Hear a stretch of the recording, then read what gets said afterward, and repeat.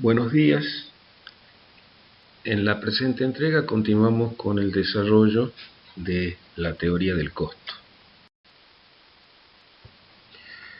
Con lo que vamos a continuar es con el estudio del comportamiento de los costos en el largo plazo.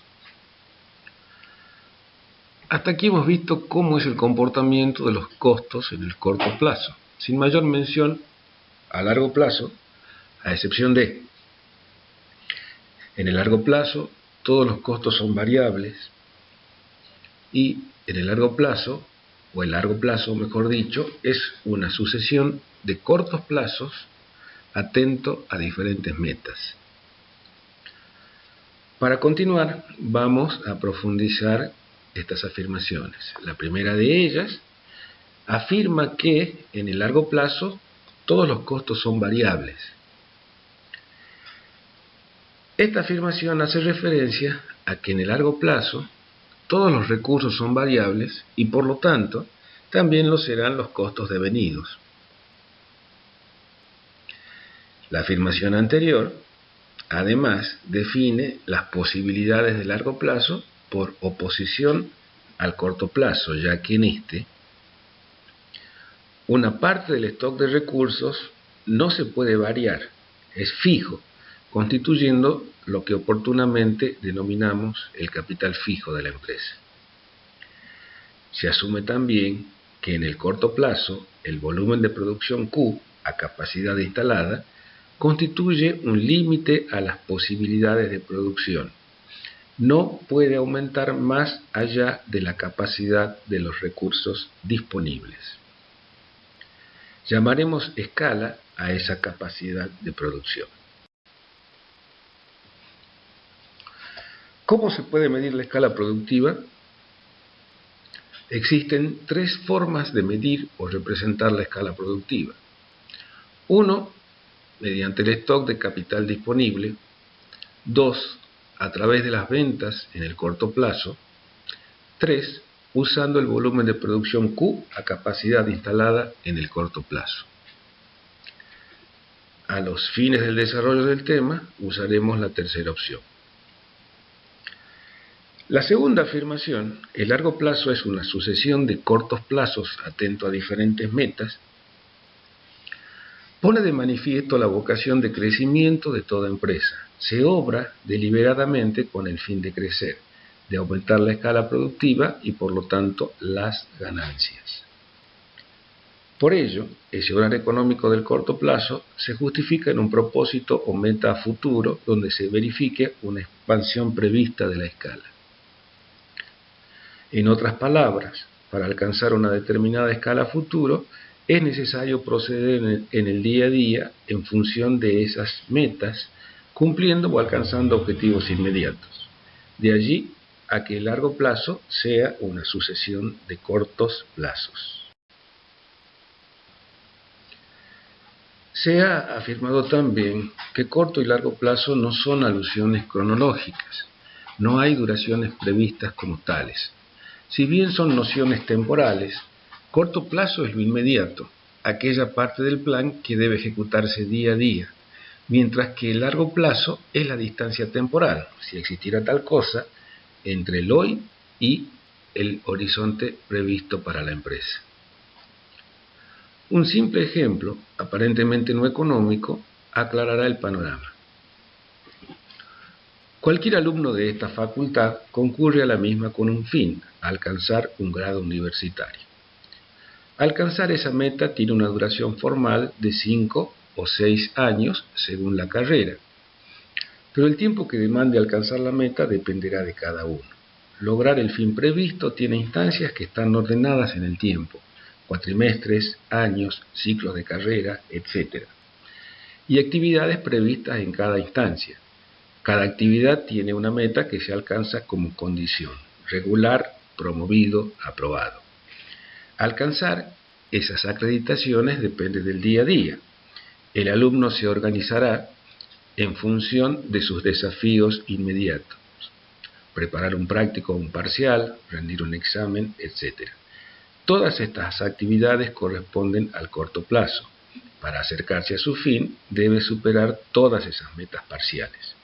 Su objetivo, alcanzar un grado universitario, es la meta de largo plazo y que rige el día a día del estudiante.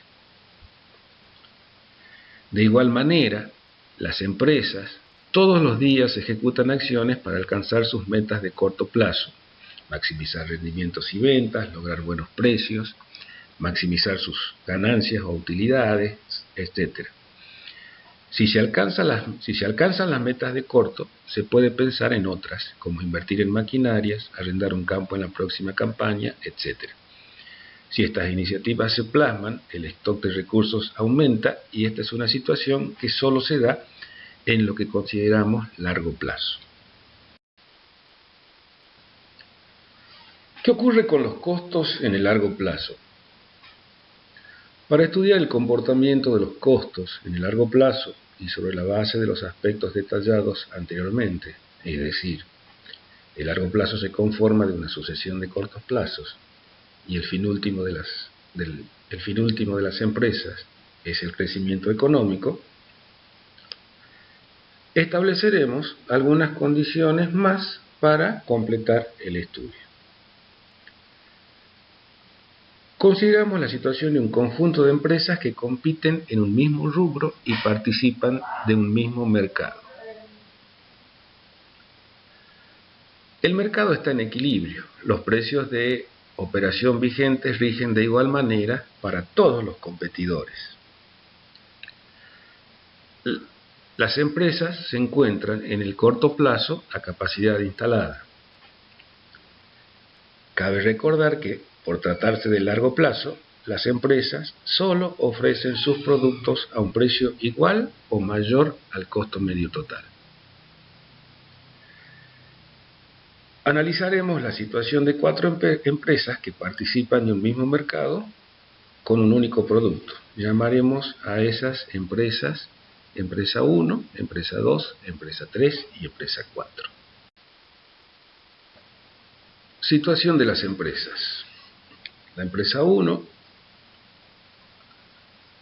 produce la cantidad Q1 de bienes a un costo medio total 1. La empresa 2 produce la cantidad Q2 de bienes a un costo medio total 2. La empresa 3 produce la cantidad Q3 de bienes a un costo medio total 3. Y la empresa 4 produce la cantidad Q4 de bienes a un costo medio total 2. De modo que Q1 es menor que Q2, que a su vez es menor que Q3, y a su vez Q1, Q2 y Q3 van a ser menores que Q4.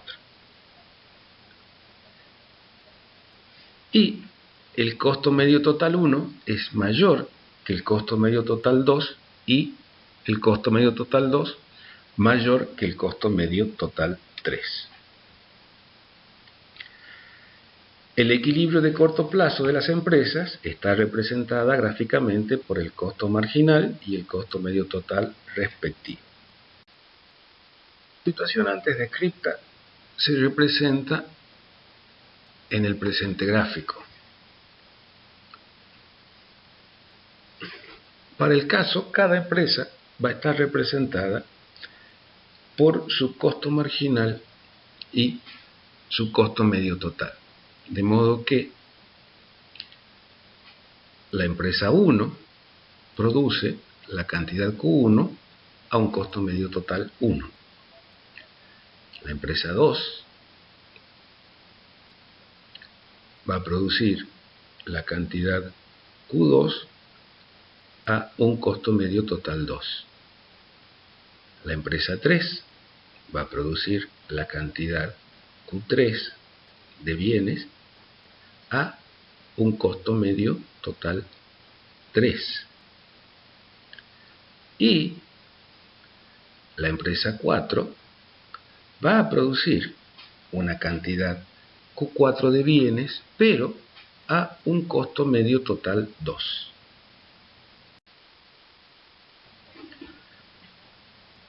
En primera instancia, ¿qué es lo que podemos concluir? Primero, diferentes escalas implican diferentes costos.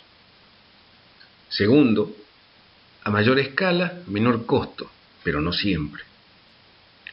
Y tercero, existe un límite a partir del cual un aumento en la escala productiva tiene un efecto positivo sobre los costos. Es decir, un aumento de la escala productiva hace que los costos aumenten.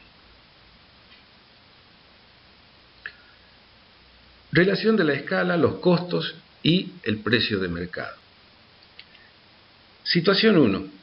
El precio del producto es igual al costo medio total 1. En esta situación, la empresa 1 estaría en equilibrio, obteniendo beneficios normales, mientras que el resto de las empresas obtendrían beneficios extraordinarios de diferente magnitud. Situación 2.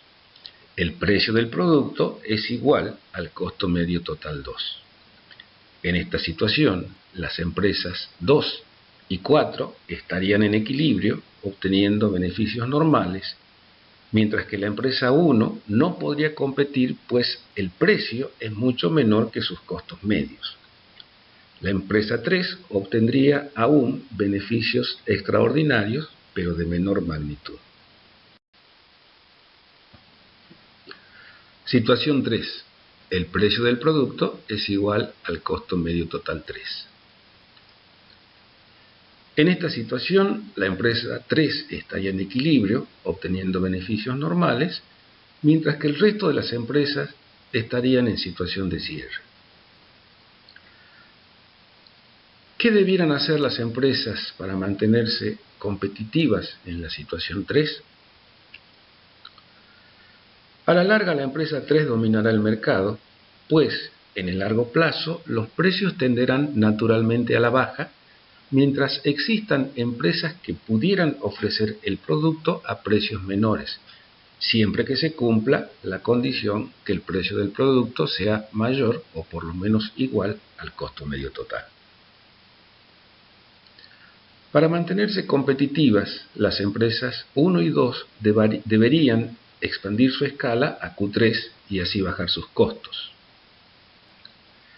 La empresa 4 debería reducir su escala hasta Q3 para mantenerse competitiva.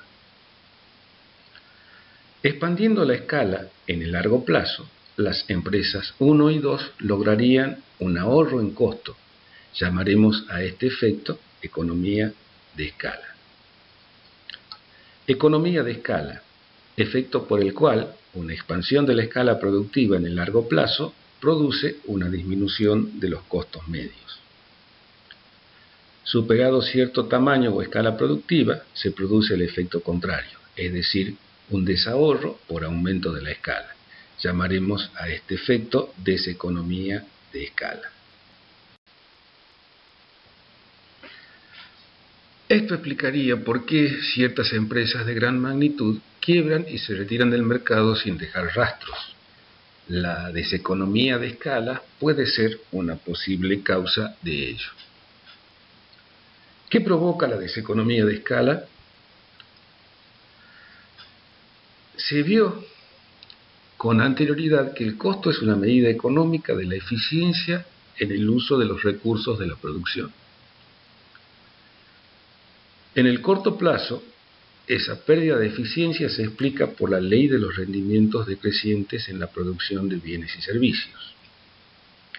De igual manera, en el largo plazo se manifestará el mismo efecto, o sea, el cumplimiento de la ley de los rendimientos decrecientes a escala o ley de los rendimientos decrecientes en el largo plazo. La función más afectada es la administración de los recursos, pues hay un principio en administración que establece que es más fácil administrar lo pequeño que lo grande. La función administrativa probablemente más afectada sea el control, pues a una escala elevada requerirá de grandes inversiones en capital y recursos humanos, lo que impactaría directamente sobre los costos corporativos. Lo visto hasta aquí lo podemos ahora ver gráficamente, donde se plantean, como ya se ha descrito hace un momento, la situación de las 4 empresas en lo que se refiere a escala o volumen de producción y costos medios. Si nosotros quisiéramos establecer un comportamiento para los costos medios en el largo plazo, lo que podríamos hacer es trazar una envolvente uniendo los puntos de equilibrio en cada una de las situaciones descritas. Esta envolvente representa el comportamiento de los costos medios en el largo plazo, donde se identifican claramente 2 comportamientos. El primero de ellos, donde una expansión de la escala productiva produce una disminución de los costos medios, y un segundo efecto donde a partir de cierto límite o de cierto valor, un incremento en la escala productiva tiene un efecto positivo en los costos, es decir, un aumento en los costos. Aquella primera etapa donde es posible un ahorro, una disminución de los costos por efecto de la expansión de la escala, la vamos a denominar etapa de economía de escala.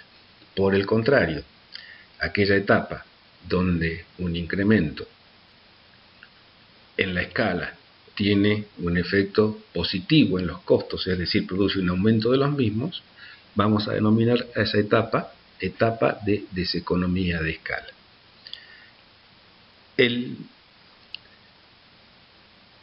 Aquella escala que corresponde al costo medio mínimo la vamos a denominar tamaño óptimo, y es la que marca la finalización de la etapa de economías de escalas y el inicio de la etapa de deseconomía de escala.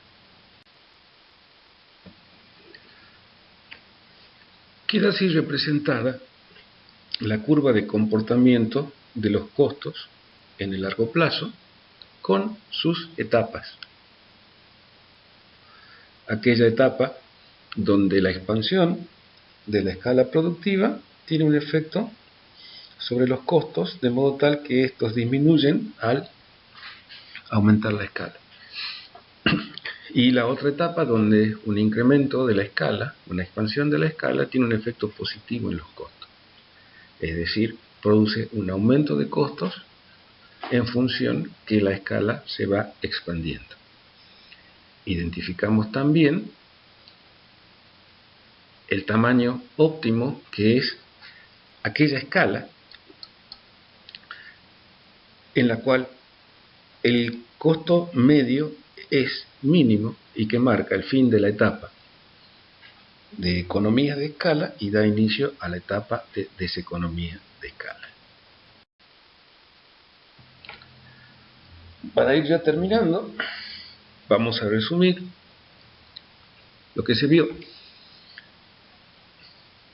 La curva envolvente anterior, de forma parabólica, nos muestra el comportamiento de los costos medios en el largo plazo, identificándose 2 etapas bien definidas. Fíjense que cambiamos la nomenclatura, ya no hablamos de costos medios totales, que corresponden al corto plazo. Como en el largo plazo no hay ni costos fijos ni costos variables, vamos a hablar sencillamente de costos medios. Estas etapas son: la primera, en la cual una expansión de la escala provoca una disminución de los costos medios. Denominamos a esta etapa de economías de escala. En la segunda etapa, una expansión de la escala provoca un aumento de los costos medios por efecto del cumplimiento de la ley de los rendimientos decrecientes a escala. Esta etapa se denomina de deseconomía de escala. El límite que marca el paso de una situación de economía de escala a deseconomía de escala se denomina tamaño óptimo. En una economía en condiciones próximas a la competencia perfecta, todas las empresas de un mismo sector deberían tener tamaños comparables y próximos. Esto no ocurre. ¿Por qué? Queda a el análisis de ustedes o al análisis de cada uno saber por qué no se cumple esta condición. Finalmente, cabe acotar que el tamaño óptimo es muy inestable y la principal causa de su variación es la innovación tecnológica. Antes de finalizar, voy a enmendar algo que dije en la diapositiva anterior y que puede prestarse a confusiones.